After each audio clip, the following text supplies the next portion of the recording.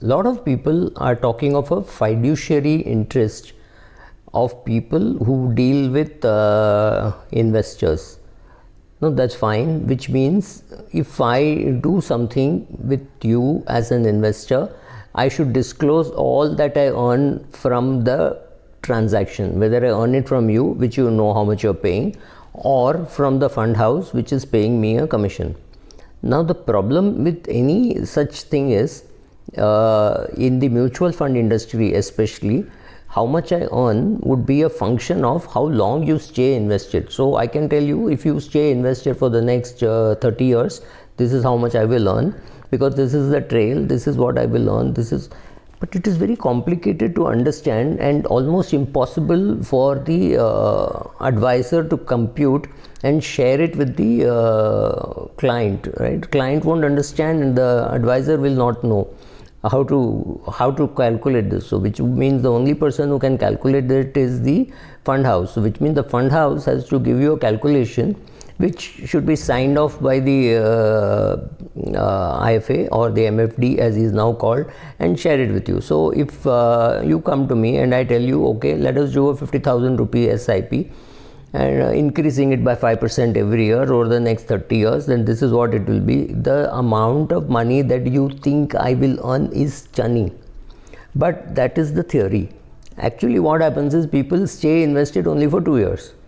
So over 2 years the amount of money that you make is very small. So how is the one supposed to arrive at that amount and share it with you? In the life insurance space also, you are supposed to share an illustration of how much do you think this money will become if the fund earns at 6% or if the fund earns at 10%. I do not know if those numbers have changed now, but this used to be the numbers some time back. Now, if the mutual fund industry were also to ask for an illustration from the fund house saying, if this client did a 50,000 rupee SIP rising by 5% every year and this was the trail commission, how much would the fund agent or the mutual fund distributor get? Of course, after that there will be GST, there will be income tax and all that. That's a different thing, but this will be the gross income.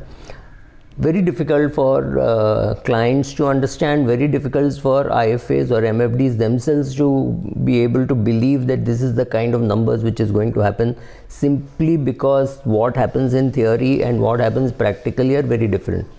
Does it mean the agent or the MFD should tell you that let us do a 3-year SIP, because then the amount will look much less intimidating? Or should he say let us do a 30-year SIP? I really don't know.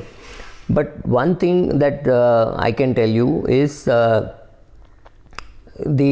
market will push for better disclosure, because the market will perhaps tell the MFD that look, I don't want any advice from you, so I'm happy putting it in the direct scheme, just help me with that. So just give me the clerical support of investing in direct. How is this going to be priced? Again, we do not know. Will the guy say, okay, one-time fee 5,000 rupees or one-time fee 2,000 rupees, I will do all this for you, creating your account and all that. Is it worth paying fees for it? Some people will pay because they are too lazy to do it themselves. Because if you have investment in 5-6 fund houses, you can always go through MFU and do it at the click of a button. But you have to know that there is something called MFU. MFU is not a very famous tool which is available. At least the investors do not know it. Maybe the advisors know it, but the investors surely do not know it, right? So what is happening is there is a pushback from the customer saying, okay, I will go direct, and whenever I need help, I will ask you. The IFA is saying, if you want to go direct, I am not willing to help you at all. But what happens to a client who is wanting to do partly direct and partly through an IFA? He goes to an IFA and says, okay, I want to do a 1 lakh rupee one time, suggest a good fund. So that fellow suggests a particular fund, let's say Invesco Infrastructure Fund. So this fellow goes home and puts another 1 crore in the same fund through on a direct basis. Then how do you tackle this? So, right, so there is a pushback from the customer and there is a pushback from the advisor and I think therefore new rules will evolve, because if you see, market pricing happens not because the regulator wants it to happen, but because of competition. Airfares did not come down because the government of India wanted airfares to come down. Brokerage industry has an upper cap of 2.5% prescribed by SEBI, but you know that there is somebody who calls himself Zero, right? So Zerodha has a zero brokerage. Of course, he charges a flat fee of 20 rupees per transaction or something. But yes, brokerage rates have crashed, but they have not crashed because of the regulator. They've crashed because of competition. Similarly, I think ethical values, moral values will all come, not because the regulator wants it, because the regulator is pretty confused as to how he will implement it, but because of the spreading of awareness. I heard of a very big and responsible IFA who was charging a fee and still using his distribution code. So he was charging a fee which was per transaction. He was charging $100 or $200, plus he was getting a fee from the mutual fund. Yes, the person who went to him quietly walked away, did not invest much, and whatever he had invested he withdrew after he found out. But I'm sure this kind of word will spread saying what he's doing is wrong, and some of us will make videos on what kind of mistakes they do, what kind of mischief they do. Then maybe but I do think the pushback from the client to the IFA is to say, look, I don't think you have great stock picking skills or you have any fund picking skills, so I will go and put money in direct, or I will put money in an equity fund.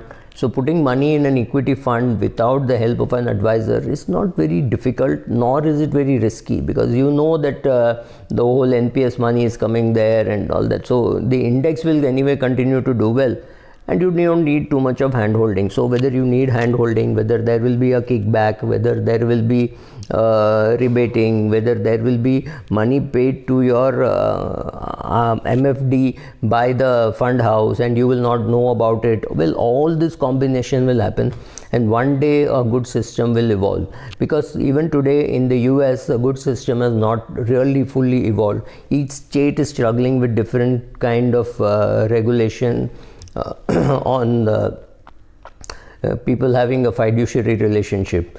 Under Trump there was liberalization, but some states have pushed back and made people do things slightly differently. Whenever association tries to bring in self-regulation, they are doing that because they are afraid that the regulation which is brought in by the regulator would be much worse. So they want to preempt and say, look, we already have this, why do you need another one, right? So that is what they are trying, perhaps. We have no clue, right? So very clearly, fiduciary relationship, low brokerage, good quality of service, all that is needed, but it will not happen because of legislation. Sorry, it will happen because of competition. Some new players will come, they will do it very differently, and therefore you will have this happening, not because of regulation. Thank you.